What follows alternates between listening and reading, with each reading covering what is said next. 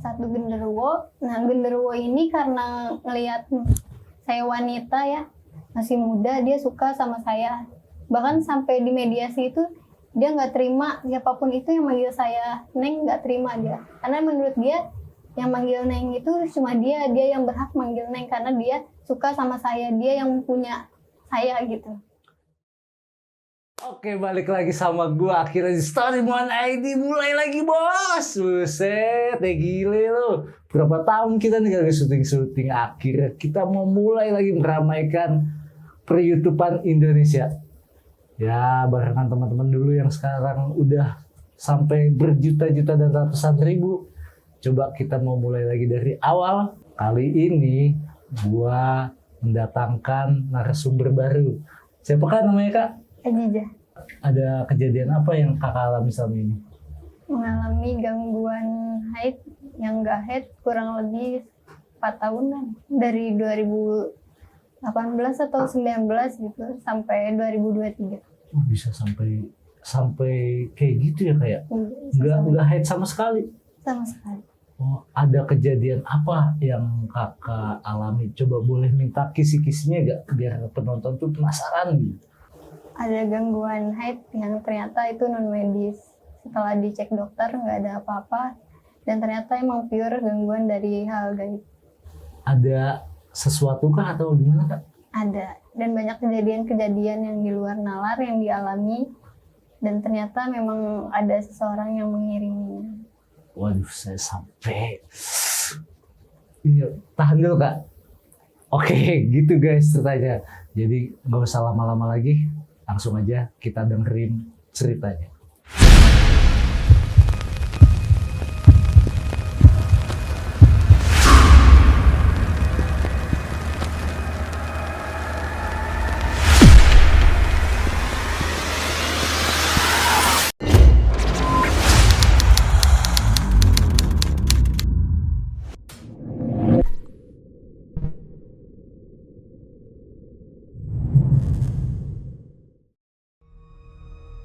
Mulanya pada saat itu sekitar 2018 atau 2019-an setelah selesai acara pernikahan kakak saya yang pertama. Dari situ kan memang ada beberapa penyakit komplikasi. Saya kira itu cuma penyakit komplikasi saya yang kambuh. Ternyata enggak. Setelah dicek, awalnya ke dokter-dokter spesialis yang biasa, enggak yang ahlinya. Ternyata ya emang enggak ada apa-apa. Terus sampai akhirnya nyoba ke orang pintar gitu, kayak semacam dukun. Ternyata ya memang ada gangguan, tapi dari beberapa itu ternyata tidak membuahkan hasil. Jadi akhirnya memutuskan ke spesialis yang lebih tinggi lagi, yaitu spesialis kandungan. Ternyata selama kurang lebih 1 tahun berobat itu nggak membuahkan hasil. Bahkan sampai dokternya aja bingung, dari obat penyubur hormon sampai pil KB diminum itu kan sebenarnya nggak bagus pada saat umur saya sekitar 18-19 tahunan. Itu kan masih sangat muda ya, nggak bisa. Jadi sampai akhirnya suruh minum vitamin itu nggak mau mempengaruhi juga. Sampai akhirnya ya udah dirujuk ke spesialis penyakit dalam karena ada bekas flek paru-paru.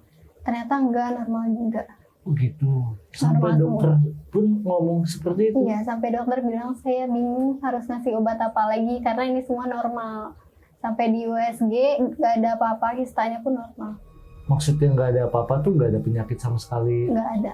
Oh gitu. Yang emang seharusnya orang pada umumnya aja, wanita pada umumnya haid itu. Cuma ini kan posisinya darahnya nggak keluar juga. Waktu posisi dicek itu umur kakak tuh baru sudah menginjak berapa tahun? Baru lulus sekolah 18 atau 19 tahun. Harusnya normalnya sudah ya? Sudah. Karena saya waktu itu haid dari SMP kelas 3. Setelah itu ternyata dari dokter itu kan nggak membuahkan hasil.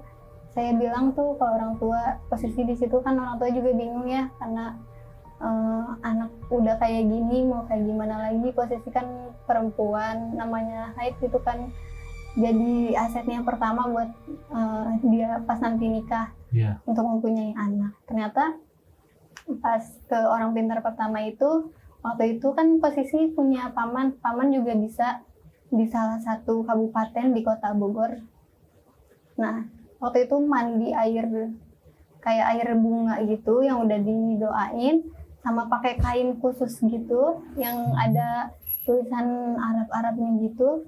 Ternyata dari situ nggak ngaruh, terus akhirnya dibawa ke gurunya yang masih saudara juga waktu itu. Tahan dulu Pak, maksudnya nggak ngaruh tuh gimana tuh?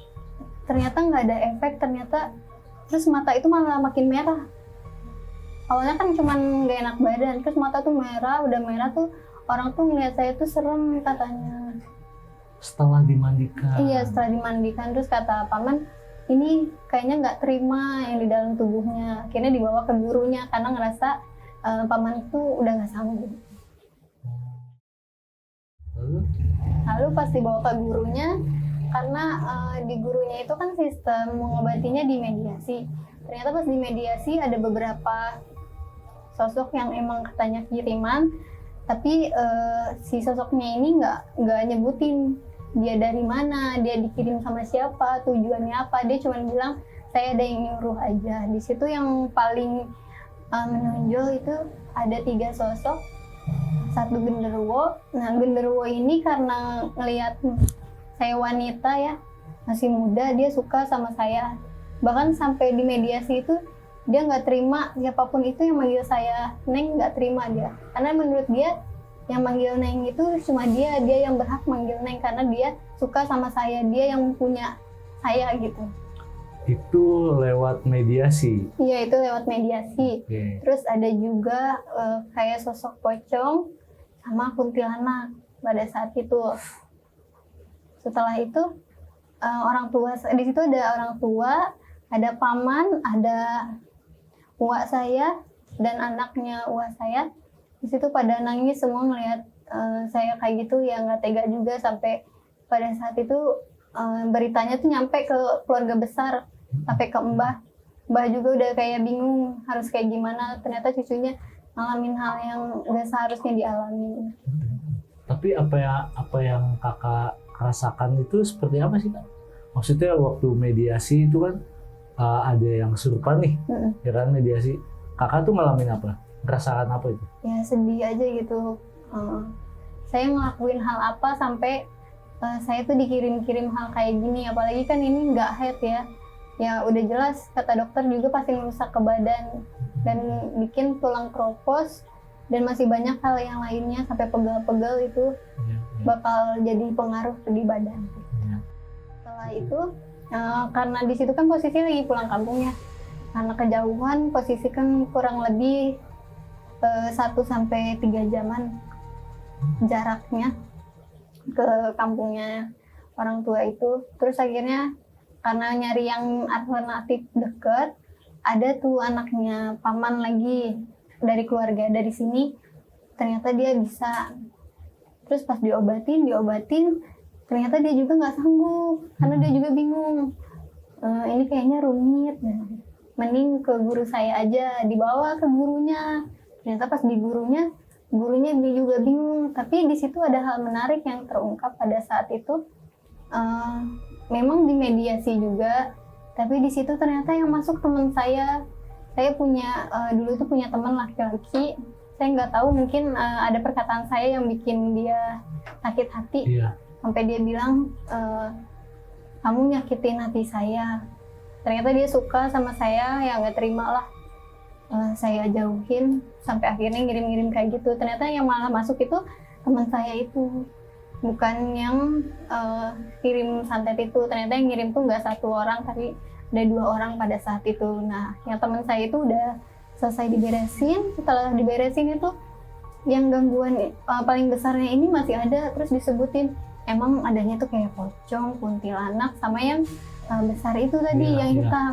Ternyata yang nyedot itu yang hitam, dan yang diem di badan itu yang pocongnya itu. Nah, kalau mimpi juga emang yang datang tuh itu aja. Oh, sempat ngalamin mimpi juga? Iya, hampir tiap hari selama kurang lebih 4 tahun itu. Awal mulanya berarti mengalami mimpi dulu, apa gimana? Kalau mimpi itu dimulai dari orang pinter yang ke-4 ini. Baru ada iya. mimpi-mimpi dari situ. Sampai udah 4 kali pun belum Mm-mm. bisa juga. Iya. Terus dari situ ngalamin kayak gitu, Mimpinya ngimpi apa kak? mimpinya kayak dibawa ke dunianya mereka gitu. Iya. Kayak di hutan-hutan goa, dalam goa gitu. Dan dia juga bilang, kamu itu punya saya, Merinding, nggak San. boleh ada yang lain kayak gitu. Gitu. Dia sampai bicara kayak gitu. Iya, sampai bilang kayak gitu. Tapi di sisi lain, sosok ini juga punya istri yang lain gitu.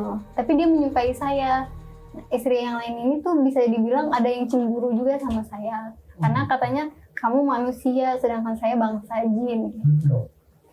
Sampai dijanjikan nggak? Oh enggak. Tapi cukup nerornya cukup serem sih. Soalnya kalau saya tidur juga dia ngeraba-raba, megangin gitu. Karena kan posisi saya tidur sendiri kan. Iya.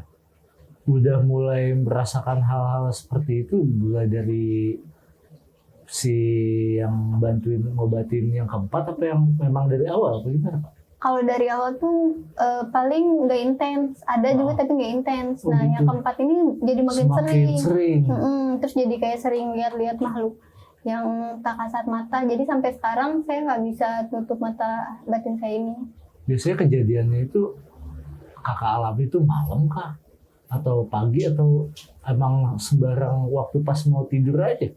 Oh, kalau untuk intensnya tiap malam. Tapi kalau misalnya siang, pagi itu juga sering, cuma dia gak intens, dia cuma paling lewat-lewat aja. Tapi kalau malam itu dia udah berani diem di sekitar kamar. Masya Allah.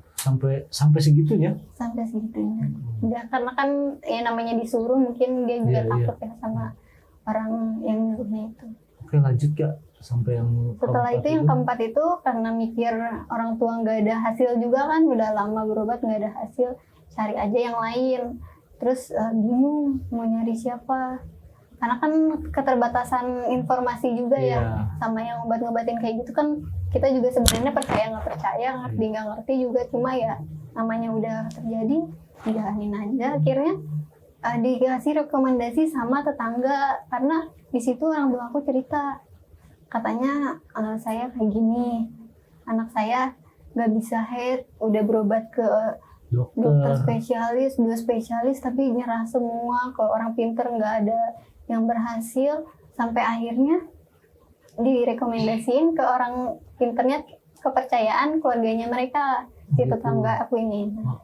Setelah itu dipanggil lah orang itu di rumah, ya sosoknya masih sama, cuman cara ngobatinnya beda. Kalau untuk dia, kalau dia cuman paling pakai kayak dupa-dupa gitu aja di rumah, sama garam-garam kasar, udah kayak gitu aja paling. Terus sama agak kasar sih kalau misalnya beliau yang ngobatin itu, dari punggung, dari badan itu udahnya biru-biru, karena orang tua nggak tega juga ya ngelihatnya, kayak anak saya kok diginiin, yang sebelum kan enggak. Maksudnya gitu. biru-biru tuh sampai Karena dikeluarin. Enggak, tapi padahal nggak disentuh. Disentuh, Oh, jadi gitu. pakai kayak minyak gitu, katanya si jinnya nggak mau keluar. Nah dari situ ternyata makin parah, posisi kan di situ udah kerja ya. Iya. Jadi setiap lewat tempat angker selalu kerasukan, selalu bawa-bawa gitu. Jadi itu tuh makin memperburuk katanya gitu, karena posisi badannya lemah, posisi kerja, terus badannya biru-biru. Akhirnya karena gak ada hasil juga, kata orang tua udah stopin aja, cari yang lain. Carilah yang lain, ternyata dapet tuh. Tapi kalau itu harus disamperin. Dan di situ juga ya kita sebutnya itu kayak seorang kiai gitu. Iya. Kita selalu ke situ setiap seminggu sekali. Ya kalau emang mungkin ekonomi lagi nggak baik, sebulan sekali. Selama sebulan sekali itu dia juga bingung kenapa ya, katanya. Udah head belum? Jadi yang ditanya tuh udah head belum? Udah dikasih air, udah dikasih ya media-medianya dia itu nggak ada yang mempan. Sampai akhirnya di kayak terawang, saya nggak ngerti ya cara nerawang gimana. Kata dia, ini susah keungkapnya. Jadi karena ngerasa sia-sia juga kan, saya sama orang tua, akhirnya ya udah ganti lain aja. Terus posisinya saya kan punya teman laki-laki yang ngerti juga kayak gitu. Terus selama chatan itu saya bilang, kenapa ya kok nggak ada yang berhasil mulu. Wah, Terus akhirnya dia bilang sabar. ini udah ke tahun berapa kak? Ini udah hampir 2022. Berarti udah 18, udah 4 tahun ya. Iya.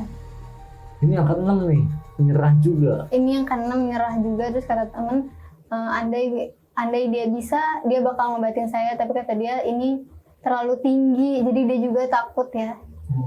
Karena serangannya juga intens. Iya, iya. Karena di dalam kamar mandi pun ada, di ruang depan tuh ada, di ruang tengah, di dapur. Jadi setiap sudut itu tuh ada, bahkan di depan pintu rumah pun ada.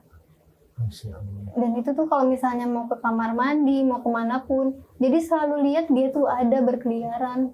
Bahkan tidur pun kayak kita tidur tapi diliatin orang. Sosoknya apa aja tuh kak? Itu dari genderuwo itu ada banyak. Yang Ada di depan genderuwo, bahkan di atas genteng pun ada genderuwo juga. Di belakang rumah ada genderuwo juga, dan itu selalu dikasih lampu, tapi lampunya selalu mati. Kalau nggak mati pecah lampunya. Nggak ada yang bisa dikasih pencahayaan. Akhirnya orang tua juga ya udahlah nggak usah dikasih cahaya gitu. Iya. Tapi karena saya selalu bilang kasih lampu, karena kan dari situ tuh titiknya. Ternyata yang ngirimnya itu dari situ titiknya, dari belakang ke depan. Karena kan belakang rumah saya itu jadi kayak rumah belum jadi gitu belakangnya. Oh itu kakak tahu itu karena setelah waktu sembuh atau gimana? Enggak, di situ masih menjalani pengobatan. Oh gitu. Mm-mm. Oh itu maksudnya informasi itu dari belakang sampai titiknya dari belakang sampai depan tuh kakak tahu dari mana? Tahu sendiri. Oh gitu. Karena saya merhatiin titik-titik rumah itu mana yang banyak penghuninya, mana yang rentan, mana yang dia disuruh bolak-balik. Karena mereka punya tugasnya masing-masing. Gimana rasanya terus di dalam rumah melihat terus kayak gitu ya? Itu selama bertahun-tahun. Karena kan kerja juga cukup mengganggu ya. Jadi kalau kerja itu setiap pulang itu selalu bawa makhluk-makhluk kayak gitu. Dan akhirnya kan nggak bisa tidur ya. Iya. Terus kalau main selalu bawa makhluk-makhluk kayak gitu. Terus jadi orang tua juga resah kok anak saya gini makin parah gitu. Terus sampai akhirnya teman saya bilang nanti sembuh kok. Tapi ke orang pintar yang ketujuh. Nah, Ini akhirnya temen tuh temen dekat maksudnya bilang. enggak kayak temen chatan aja gitu. Oh gitu. Iya iya. Pernah kenal cuman nggak terlalu dekat aja Iya, iya. gitu. Lalu lanjut ya. Nah lalu udah gitu udah ngerasa hopeless banget, ini nggak sembuh-sembuh, mau sampai kapan. Udah jual semua aset juga yang saya punya dan yang orang tua punya, sampai emas itu udah nggak ada harapan sama sekali kan. Akhirnya orang tua bilang ya udah pasrahin aja sama yang maha kuasa, semoga dikasih jalannya, mau gimana pun nanti ya udah jalanin aja asal sembuh. Sampai akhirnya kakak saya tuh ngerekomendasiin, ini ada orang pinter nih dari teman katanya. Dia mah katanya ampuh. Awalnya kan saya nganter kakak tuh, ternyata orang pinter ini tuh ngerasa bahwa saya tuh punya masalah yang lebih berat gitu.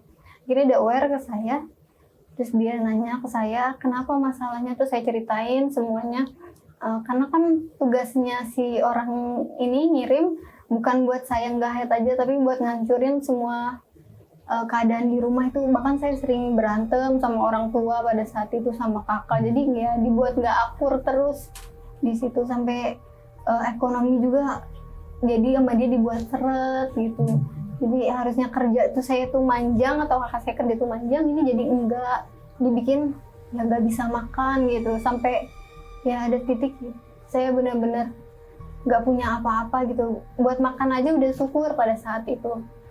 Sampai akhirnya sama orang pintar ini tuh diobatin tiap hari, hampir tiap hari tuh disuruh ke rumahnya itu, terus dikasih air, dijampe-jampe.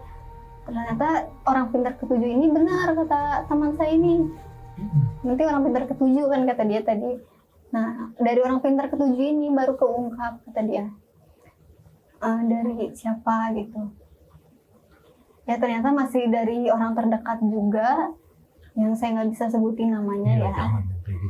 Karena ya ada sebenarnya kekecewaan, dan saya juga bingung tujuannya tuh apa, dan saya sempat nanyain ke orang pintar ini tujuannya tuh apa gitu. Terus dia bilang mungkin ada masa lalu dengan keluarga saya, dengan orang tua saya yang bikin mereka sakit hati dari orang tua saya ini, perkataan atau apa ya, entah pada masanya ya. Setelah itu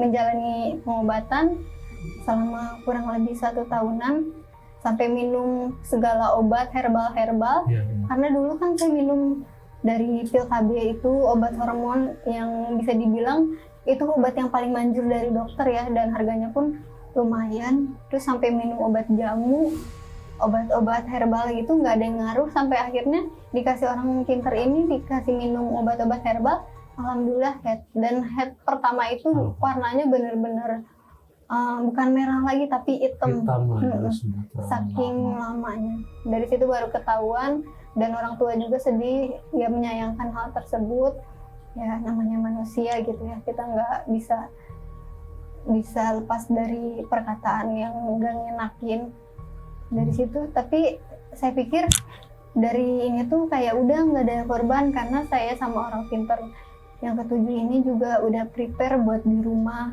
gimana caranya biar nggak terkena seperti itu lagi, dan cukup saya aja yang merasakan. Ternyata enggak. Setelah saya menikah, setelah saya sembuh, saya pisah dari rumah, adik saya yang kena, yang mengalami hal sama seperti saya. Tapi alhamdulillahnya nggak separah saya dan nggak selama.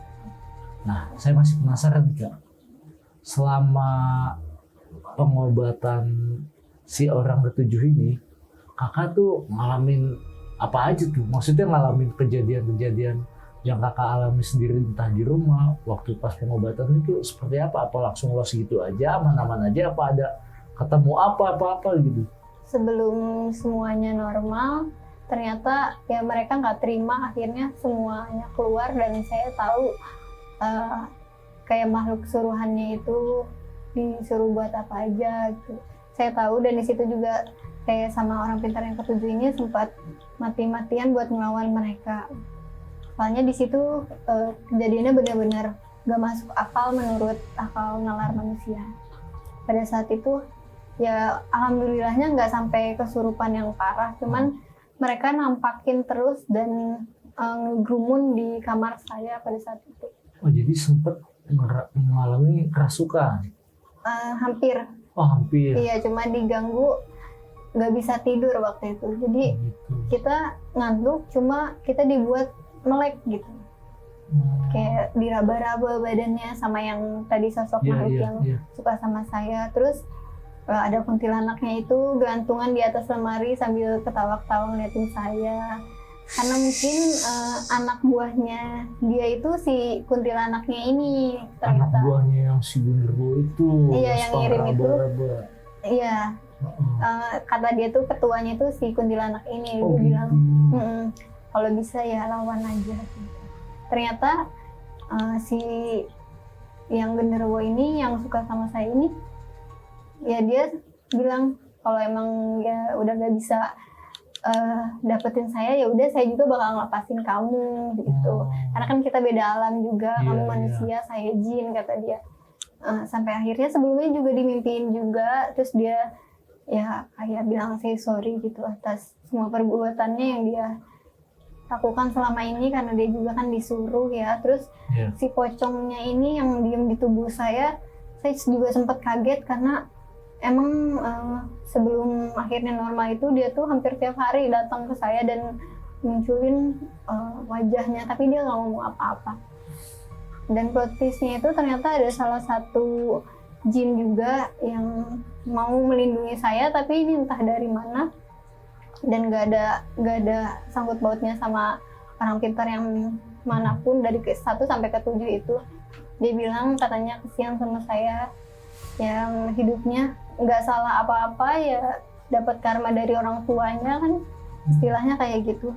Terus harus mengalami hal kayak gini gitu, nggak head bertahun-tahun, dan itu tuh ya menyakitkan lah. Dia aja yang ibaratnya iblis gitu, dia ngerasa kayak ini tuh sakit gitu, dan dia kayak aware di situ ada 2 sosok kayak gitu, dan itu menurut saya bentuknya normal kalau itu. Dan kejadiannya pun itu di mimpi itu normal, di dalam kamar saya posisinya emang lampunya dimatiin aja. Iya. Dan di situ tuh ada pocongnya, ada genderuwonya, ada kuntilanaknya, dan kuntilanaknya ini ketawa dengan puas, ngerasa saya nggak bisa dikalahin gitu. Gitu. Sampai akhirnya saya berperang habis-habisan. Berperang itu seperti apa?